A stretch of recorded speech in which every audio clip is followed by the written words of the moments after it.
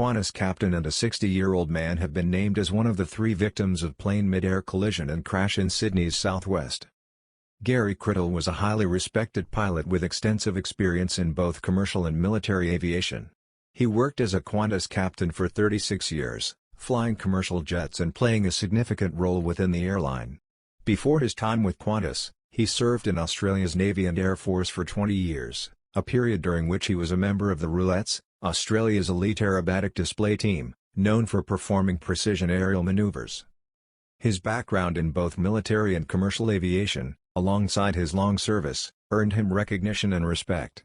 Criddle's passing, alongside 2 others in the recent light plane crash, has been a significant loss for his family, friends, and the broader aviation community who admired his dedication to flight and service. On Saturday, he was instructing a 29-year-old pilot inside a Cessna 182 which had left Cessnock, near Newcastle, on its way to Shellharbour, near Wollongong. It collided with a Jabiru being flown by 60-year-old pilot, Kader Valley Gaguturu, which had taken off from Oaks Airfield in southwest Sydney. The 2 planes collided shortly before midday on Saturday in the vicinity of Balimbala Park near Oakdale as they were flying through uncontrolled airspace. They then crashed to the ground in areas covered by bushland.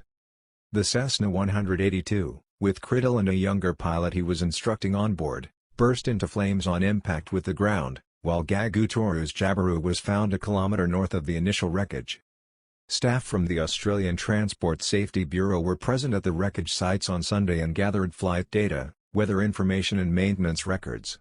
Speaking from the scene of the crash, the Bureau's Chief Commissioner Angus Mitchell said the area was uncontrolled airspace, which means it isn't monitored by air traffic controllers. This is known as Class G, or non-controlled airspace.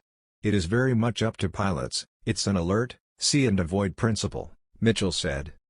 The Bureau will continue to map the site of the crash, examine the wreckage and obtain relevant components of the destroyed aircraft for examination over the coming days. Investigators have asked any witnesses to the crash or those who may have footage of the incident to contact the Bureau.